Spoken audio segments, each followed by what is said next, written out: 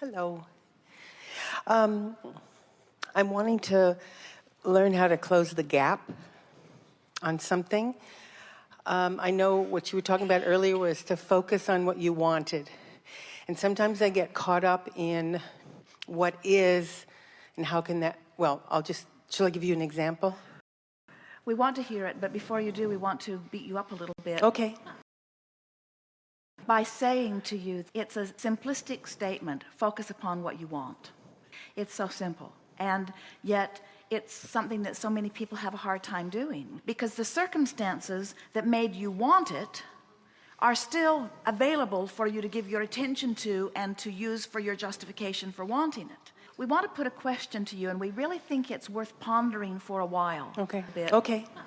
What makes it so difficult for me to just talk about what I want? And we want to answer it by saying, law of attraction is giving you access to what you're looking at more easily than to what you want. So you say, well, then how can I get law of attraction to help me out? How can I get this powerful law to help me out? And we say, by morphing what you talk about more in the direction of what you want. So what I want's over here, and where I am's over here, and over here is way more interesting to me because there it is in full vivid color, and I'm talking about it all the time.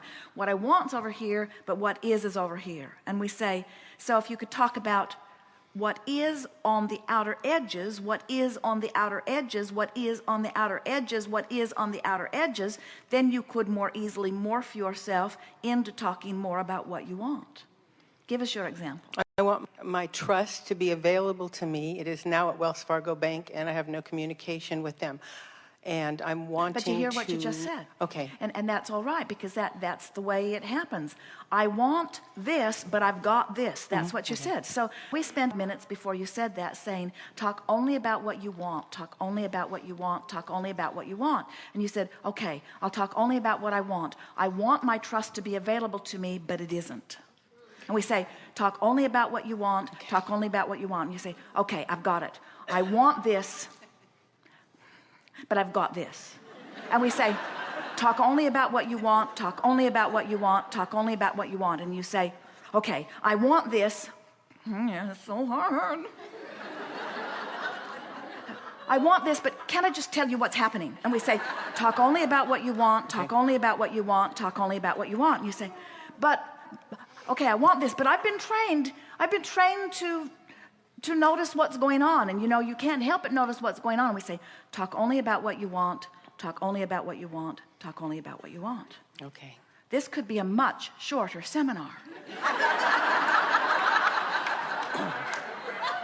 We want you to understand that this process of creation is not about finding the thing that the most people agree about. And certainly when you're bickering over a trust fund, it seems that somebody's going to be right and somebody's going to be wrong. But we want you to understand that the money that is amassed in a vibrational escrow for you goes far beyond that trust fund.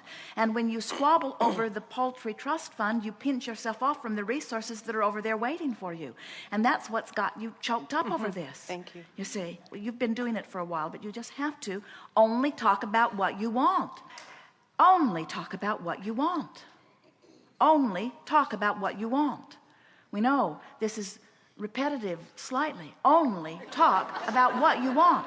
It's hard to hear, isn't it? Because you say, all right, I'll only talk about what I want and this other one thing. Oh, and that thing. And that one over there. Just those two things and that one over there. Esther will say to Jerry, this is the last thing I'm going to say, but just let me say this one last thing. Just this one last thing. This is the last thing you're going to hear from me about this, but just let me say this one last thing. And Jerry lays on the floor and puts the pillows over his head and tries to keep from hearing this one last thing. In other words, only talk about what you want. Only talk about what you want. Because the universe knows what you want, is queued up to give you what you want, but when you talk about other than what you want, you don't let yourself go there, which makes you feel so like you need to talk about it as it is. Only talk about what you want. You want proof that what you know and what you're doing works. And nothing will tear you up more than to be standing in a moment where you're not seeing the proof. But you've been hearing us telling you for years and years and years and years and years. It may be the thing we've spoken more often than all other things, except that law of attraction is the manager of the universe. And that is 99.99% of every creation is completed vibrationally before you see any physical evidence of it. And so it's completed. You've got to trust that it's completed and start talking about it as if it is, instead of looking for the evidence of it, which makes you shout to the boundaries of the universe that it isn't completed when it is. And it's that one flaw that keeps you from getting what you want now, getting what you want now, getting what you want now. Nothing can hold you apart from what you want other than your vibrational stance. That's why there are no injustices anywhere in the universe. So we want to say to you, in a way that you can really hear it, those rascals that look like they've got you pinned to the ground, who seem to be keeping you from things that you want, are actually angels in disguise who are causing you to have greater clarity about what you want. They have been responsible for you putting more stuff in vibrational escrow, and your future experience will be benefited tremendously by them. But you've got to stop holding them as the culprits in your judgment, because holding them as the culprits in your judgment keeps you away from the stuff you deserve, you see. Oh, nothing is more irritating than to, on one hand, know you're deserving, and on the other hand, not go. That's what I was saying. It's the gap. It's like, I know I'm a deliberate creator. I totally believe in law of attraction. I know this stuff, and But, say the but. And I'm closing the gap to experience. But you see, that's not what's in your vibration. You're saying what's in your vibration is, and we know we've been telling you to tell it like you want it to be, not like it is, but we want you to begin saying, so I am where I am, and I know this stuff, but I'm not applying it very well. Okay. I know this stuff, and sometimes I apply it better than others. That's downstream. Sometimes I don't apply it well at all. That's upstream. Sometimes I apply it better than others. That's downstream. I've come a long way. That's downstream. I have a sense of what I'm doing. That's downstream. Sometimes things happen that just make me crazy. That's still downstream. I don't know what I'm doing wrong. That's upstream. I know what I'm doing wrong. That's downstream. I'm not applying what I know. That's upstream. I can apply what I know. That's downstream. I'm getting better and better at this. That's downstream. It is easier on some subjects than others. That's downstream. Some things are just so big and so wrong that it just makes me crazy. That's upstream. But the fact that I can feel it and that I know I'm doing it is a good sign. That's downstream. I don't have to figure this out all at once. That's downstream. I'm getting better and better at that. That's downstream. I have worked so much magic in my life. That's downstream. This one issue is sort of a big bugaboo in my life experience, but I'm going to get a handle on it. That's downstream. The good news is I really care about this. This is downstream. I haven't figured out exactly how to make this happen, but I will figure it out. That's downstream. I don't always know exactly what to do, but I'm getting better at knowing what to do. That's downstream. In other words, feel what we're talking about? Yes, you can tell it like it is in a downstream way. We're not asking you, and we don't want to have ever given you the impression that everything that you say must be over here in this place of knowing. It has to just be downstream from where you are. Yeah. And on some subjects, you can easily go downstream, and on some subjects, it's easier for you to go upstream. We just want you to be aware when you're doing upstream and when you're doing downstream. Esther said to Jerry, and really meant it, Jerry said, that sounds like it's upstream. And Esther said, not from where I am. That was a downstream statement. And then she said, and anyway, it's none of your business. And then she turned upstream. And then she said, but I appreciate you pointing that out to me. And then she turned downstream. And then she said, and I wish I was as perfect as you. And then she turned upstream. And then she said, you are really good at this. And then she turned downstream. And then she said, and I am sometimes too. And then she turned downstream. And then she said, I'm embarrassing myself because I'm not doing what I know to do. And then she turned upstream.